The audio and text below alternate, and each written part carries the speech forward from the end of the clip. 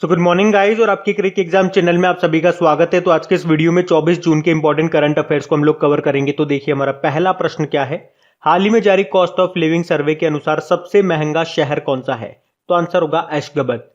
तो अमेरिकी asset management firm है मर्सर, उसके द्वारा जारी किए गए कॉस्ट ऑफ लिविंग रैंकिंग 2021 के अनुसार विदेशी कामगारों के लिए दुनिया का सबसे महंगा शहर बताया गया तुर्कमेनिस्तान की राजधानी एशगाबत को। उसके बाद हांगकांग, उसके बाद बेरूत, फिर उसके बाद जापान का टोक्यो रहा। भारत में बात करेंगे तो मुंबई 78 नंबर पे रहा, जबकि दिल्ली 117 नंबर पे है। अच्छा, अभी आपको याद होगा ईज ऑफ लिविंग इंडेक्स 2020 आया था, जिसमें भारत का सबसे रहने योग्य शहर कौन सा है? बेंगलुरु है। चलिए कुछ और इंपॉर्टेंट इंडेक्सेस का आपको रिवीजन कराया जाए तो विश्व प्रतिस्पर्धात्मक सूचकांक वर्ल्ड कॉम्पिटिटिवनेस इंडेक्स के बारे में आपको पता होगा, जिसमें भारत 43 नंबर पे था, टॉप पे स्विट्जरलैंड था। जबकि वर्ल्ड गिविंग इंडेक्स 2021 के अनुसार भारत 14 नंबर पे है और इंडोनेशिया टॉप पे है। और ग्लोबल जेंडर गैप इंडेक्स 2021 में बात करेंगे तो भारत 140वें नंबर पे था, टॉप पे आइसलैंड था। अभी ग्लोबल इनोवेशन इंडेक्स 2020 में भारत 48 नंबर पे रहा था, पहली बार टॉप 50 में रहा था भारत। और अगर बात करेंगे ग्लोबल स्किल्स रिपोर्ट वैश्विक कौशल रिपोर्ट 2021 की, तो भारत 67 नंबर पे था, टॉप पे था स्विट्जरलैंड। और भ्रष्टाचार धारणा सूचकांक यानी कि करप्शन परसेप्शन इंडेक्स में भारत 86 नंबर पे था, उसमें टॉप पे दो देश थे, न्यूजीलैंड और डेनमार्क। और ग्लोबल होम प्राइस इंडेक्स 2021 अभी आया था, उसमें भारत 55 नंबर पे था, टॉप पे टर्की था। जबकि वर्ल्ड प्रेस फ्रीडम इंडेक्स की बात करेंगे तो भारत 142 नंबर पे था, टॉप पे नॉर्वे था। और इस रिपोर्ट को जारी कौन करता है? Reporters without border. अभी वर्ल्ड हैप्पीनेस इंडेक्स की बात करेंगे, जिसको यूनाइटेड नेशन जारी करता है, उसमें भारत 139 नंबर पे था, टॉप पे फिनलैंड था। अच्छा, अभी एनीमिया मुक्त भारत सूचकांक 2021 आया था, उसमें टॉप पे कौन सा राज्य था? मध्य प्रदेश। तो ये भी याद रखना। आप बढ़ते आगे। फिर बताइए हाल ही में किसने जान है तो जहान है एक नाम से एक जागरूकता अभियान शुरू किया? तो आंसर होगा अल्पसंख्यक मामलों के मंत्रालय ने। और हमारे अल्पसंख्यक मामलों के मंत्री कौन है? माइनॉरिटी अफेयर्स मिनिस्टर कौन है? मुख्तार अब्बास नकवी हैं। और अभी इन्होंने ही दूर दराज के ग्रामीण क्षेत्रों के लिए जान है तो जहान है नाम से एक कोरोना टीकाकरण अभियान को शुरू किया। मतलब इस अभियान का उद्देश्य क्या है? लोगों को कोरोना टीकाकरण के प्रति जागरूक करना और कोरोना टीकाकरण से संबंधित जो भी अफवाहें हैं कि भाई वैक्सीन नहीं लगानी चाहिए, इससे लगाने के बाद ये हो जाएगा, बीमारी हो जाएगी, मर जाएंगे, तो ये जो भी अफवाहें हैं उनको खत्म करना। देखो, वैक्सीन से रिलेटेड कुछ क्वेश्चंस मैं आपको याद दिलाता हूं। चलो पहले आप मुझे बताओ, अभी किस राज्य ने गांव में वैक्सीनेशन को बढ़ावा देने के लिए कोविड फतेह योजना शुरू की थी? या आप इसी को बोल सकते हो कोरोना मुक्त पिंड अभियान। तो अब तो आंसर दे दोगे, पंजाब आंसर होगा इसको। चलो बताओ, अभी जहां वोट वहां पे वैक्सीनेशन अभियान किसने शुरू किया था? दिल्ली ने। मतलब वहां पे अगर आपकी उम्र 45 वर्ष से ज्यादा है तो आपको टीकाकरण कराने के लिए वहीं पे जाना होगा जहां पे आपने वोट दिया था। और अगर आपसे पूछा जाए ना कि मिशन इंद्रधनुष का संबंध किससे है, तो याद रखना टीकाकरण से है। इसे 25 दिसंबर 2014 को टीकाकरण के लिए शुरू किया था। पर याद रखना, इंद्रधनुष योजना अगर आपसे पूछा जाए तो इसका संबंध बैंकिंग सुधार से है। तो ये थोड़ा सा ध्यान रखना, मिशन इंद्रधनुष पूछ रहा है या इंद्रधनुष योजना पूछ रहा है। बाकी अगर आपसे एग्जाम में पूछा जाए कि विश्व का पहला टीका किस रोग का विकसित किया गया था, तो चेचक का। चेचक को इंग्लिश में बोलते हैं स्मॉल पॉक्स। और ये किससे होता है? वेरियोला वायरस से होता है। और इसका टीका किसने खोजा था? एडवर्ड जेनर ने खोजा था। और कई बार एग्जाम में ये प्रश्न भी पूछा जाता है कि रेबीज का टीका किसने खोजा था? लुइस पास्चर ने। और टीबी ट्यूबरक्लोसिस का टीका कौन सा है? बीसीजी। बीसीजी मतलब बैसिलस कॉलमेट-गुरिन। तो ये भी ध्यान रखना। बाकी शिक्षा मंत्री हमारे रमेश पोखरियाल निशंक हैं, अभी इन्होंने ही युवा प्रधानमंत्री योजना को शुरू किया था। पंचायती राज मंत्री हमारे कौन है? नरेंद्र सिंह तोमर, अभी इन्होंने ही स्वामित्व योजना को शुरू किया था। तो ये भी ध्यान रखना। बढ़ते आगे। फिर बताइए हाल ही में विश्व की दूसरी सबसे तेज महिला धाविका कौन बन गई है? तो आंसर होगा शेली एन फ्रेजर प्राइज। ये प्राइज कोई इनाम नहीं है, इन्हीं का नाम है ये। जमैका की धाविका है ये, शेली एन फ्रेजर प्राइज इनका नाम है, जो कि 100 मीटर विश्व रिकॉर्ड धारक फ्लोरेंस ग्रिफिथ जॉयनर के बाद अब तक की दूसरी सबसे तेज महिला बन गई हैं। उन्होंने 100 मीटर की दूरी तय करने में 10.63 सेकंड का समय लिया है, जबकि विश्व की जो सबसे तेज महिला धाविका हैं यानी कि फ्लोरेंस ग्रिफिथ जॉयनर, उन्होंने 10.49 सेकंड में 100 मीटर की दूरी तय की थी। वो अमेरिकन है और ये शैली जमैका की धाविका है। अच्छा, सिफान हसन का नाम आपको याद होगा। ये नीदरलैंड की 28 साल की धाविका हैं जिन्होंने अभी महिलाओं की 10,000 मीटर या 10 किलोमीटर की दौड़ में वर्ल्ड रिकॉर्ड बनाया था। उन्होंने मात्र 29 मिनट 6 सेकंड में ये दौड़ पूरी की थी और वर्ल्ड रिकॉर्ड बनाया था। दूती चंद तो हमारी हैं, ये उड़ीसा की धाविका हैं और अभी छत्तीसगढ़ सरकार ने, आपको याद होगा, इन्हीं को वीरनी पुरस्कार से सम्मानित किया था। और डींग एक्सप्रेस किसको बोलते हैं? हिमा दास को बोलते हैं, वो असम की धाविका है। बढ़ते आगे। अच्छा, फिर बताइए हाल ही में किसने हब्बा खातून नाम की बुक को लिखा है? तो आंसर होगा काजल सूरी ने। हब्बा खातून, जिन्हें नाइटिंगेल ऑफ कश्मीर की मानद उपाधि से भी जाना जाता है और वे कश्मीर के अंतिम सम्राट यूसुफ शाह चक्र की पत्नी थी। तो हब्बा खातून नाम की बुक को किसने लिखा है? काजल सूरी ने लिखा है और इसे रंगमंच व्यक्तित्व अरविंद गौर ने लॉन्च किया है। बाकी अमिताभ घोष, अभी इन्होंने एक बुक लिखी है जिसका नाम है living mountain. Amartya Sen home in the world नाम की बुक को लिखा अभी। और Salman Rushdie language of truth ऐसे 2003 से 2020 नाम की बुक को इन्होंने लिखा। तो ये सारे इंपॉर्टेंट नाम रहेंगे, याद रखना। बढ़ते आगे। बताइए हाल ही में किस राज्य सरकार ने मुख्यमंत्री आर्थिक सलाहकार परिषद के गठन का निर्णय लिया है? तो आंसर होगा तमिलनाडु ने। अच्छा, आपको याद होगा अभी तमिलनाडु के नए मुख्यमंत्री बने थे कौन? एम.के. स्टालिन। और उनकी पार्टी का नाम है द्रविड़ मुनेत्र कड़गम। और उन्हें किसने शपथ दिलाई थी? तमिलनाडु के गवर्नर बनवारी लाल पुरोहित ने। तो अभी एम.के. स्टालिन ने कोविड की वजह से राज्य की जो आर्थिक गतिविधियां ठप हो गई है, अभी मुख्यमंत्री आर्थिक सलाहकार परिषद का गठन किया है। और इस सलाहकार परिषद में किसे शामिल किया गया? तो एक तो रघुराम गोविंद राजन को, जो कि आपके आरबीआई के पूर्व गवर्नर हैं, और एस्टर डुफ्लो को। एस्टर डुफ्लो नाम आपने सुना होगा। 2019 का अर्थशास्त्र का नोबेल पुरस्कार मिला था इन्हें। ये अभिजीत बनर्जी की ही वाइफ हैं। अच्छा, चलो यही बात कर लेते हैं कि 2019 का अर्थशास्त्र का नोबेल पुरस्कार किस किस को मिला था। 3 व्यक्तियों को मिला था। एक तो अभिजीत बनर्जी हो गए, उनकी वाइफ हो गई एस्टर डुफ्लो, और एक थे माइकल क्रेमर, याद आया होगा आप। और अभिजीत बनर्जी से तो आपको याद भी होगा, ये दूसरे भारतीय बने थे अर्थशास्त्र का नोबेल पुरस्कार प्राप्त करने वाले। पहले कौन थे? पहले अमर्त्य सेन है, 1998 में उनको मिला था। अच्छा, अगर पूछा जाए आपसे कि 2020 का अर्थशास्त्र का नोबेल पुरस्कार किसे मिला, तो 2 व्यक्तियों को मिला था, पॉल मिलग्राम को और रॉबर्ट विल्सन को। तो ये भी ध्यान रखना आप। और जो हमने कहा ना, इस सलाहकार परिषद में शामिल किया गया एस्टर डुफ्लो को और रघुराम राजन को। ये आप जानते तो आरबीआई के पूर्व गवर्नर हैं। अगर आपसे पूछा जाए कौन से नंबर के गवर्नर थे, तो ये 23वें नंबर के गवर्नर थे। और अभी वर्तमान में शक्तिकांत दास कौन से नंबर के गवर्नर हैं? तो वो 25वें नंबर के गवर्नर हैं। इनसे पहले 24वें नंबर के थे उर्जित पटेल। और अगर पूछा जाए आरबीआई के पहले गवर्नर का नाम ऑसबॉर्न स्मिथ है, जबकि पहले भारतीय गवर्नर थे सीडी देशमुख। ये प्रश्न भी बनते हैं एग्जाम में, इनको भी ध्यान रखना। अच्छा, रघुराम राजन की एक बुक भी आप याद रख लो, हो सकता है पूछ ले एग्जाम में। बुक का नाम था I do what I do. और उर्जित पटेल ने भी अभी पिछले साल एक बुक लिखी है, उस बुक का नाम है overdraft saving the Indian saver. तो ये भी आप याद रखना। अब बात तमिलनाडु की है, तो ये रहा मैप में तमिलनाडु। देखो, तमिलनाडु की कैपिटल चेन्नई है। मुख्यमंत्री नए बन गए, क्या नाम है? एम.के. स्टालिन। और गवर्नर है बनवारी लाल पुरोहित। बढ़ते आगे। फिर बताइए अभी हाल ही में किस देश के प्रधानमंत्री स्टीफन लॉफवेन ने विश्वास मत खो दिया है? तो आंसर होगा स्वीडन। तो स्वीडन के जो प्रधानमंत्री हैं स्टीफन लॉफवेन, उन्होंने अभी विश्वास मत खो दिया है, जिससे वे स्वीडन सरकार के पहले नेता बन गए हैं जिन्हें इस तरह के प्रस्ताव पर हार का सामना करना पड़ा। अच्छा, इनकी पार्टी का नाम क्या है? Social democratic party. और अब क्या होगा? अब या तो उन्हें इस्तीफा देना पड़ेगा या फिर मध्यावधि चुनाव कराने पड़ेंगे। अब बात स्वीडन की है, तो ये रहा मैप में स्वीडन। और स्वीडन की कैपिटल आपकी स्टॉकहोम है। और आपको याद आता होगा 1972 में पहला सस्टेनेबल डेवलपमेंट समिट, पहला सतत विकास सम्मेलन ये हुआ था स्वीडन के स्टॉकहोम में। जहां पे भारत की पहली प्रधानमंत्री इंदिरा गांधी गई थी और यहीं से ही प्रभावित होकर के उन्होंने टाइगर प्रोजेक्ट स्टार्ट किया था और wild life sanctuary protection act यानी कि वन्य जीव अभयारण्य संरक्षण अधिनियम पारित किया था।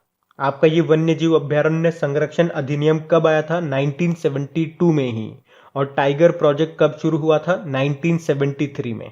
और आपको पता है स्वीडन की स्टॉकहोम में 10 दिसंबर को हर साल नोबेल पुरस्कार दिए जाते हैं, पर एक नोबेल पुरस्कार है कौन सा? शांति का, पीस का जो नोबेल पुरस्कार है वो कहाँ पे दिया जाता है? वो नॉर्वे की कैपिटल ओस्लो में दिया जाता है। और स्वीडन से आपको याद होगा जलवायु परिवर्तन प्रदर्शन सूचकांक 2021 जो आया था, क्लाइमेट चेंज परफॉर्मेंस इंडेक्स, उसमें 1 से लेके 3 तक तो कोई भी देश नहीं था। उसके बाद स्वीडन था चौथे स्थान पे और भारत उसमें 10वें स्थान पे रहा था। अभी ग्लोबल एनर्जी ट्रांजिशन इंडेक्स 2021 को ही देख लो, वैश्विक ऊर्जा संक्रमण सूचकांक, जिसमें स्वीडन ही टॉप पे रहा था, भारत 87 नंबर पे था। तो ये भी आप ध्यान रखें। बढ़ते हैं आगे। फिर बताइए हाल ही में कौन सी महिला खिलाड़ी टेस्ट मैच में दोनों पारियों में अर्धशतक बनाने वाली पहली भारतीय बल्लेबाज बन गई हैं? तो आंसर होगा शेफाली वर्मा।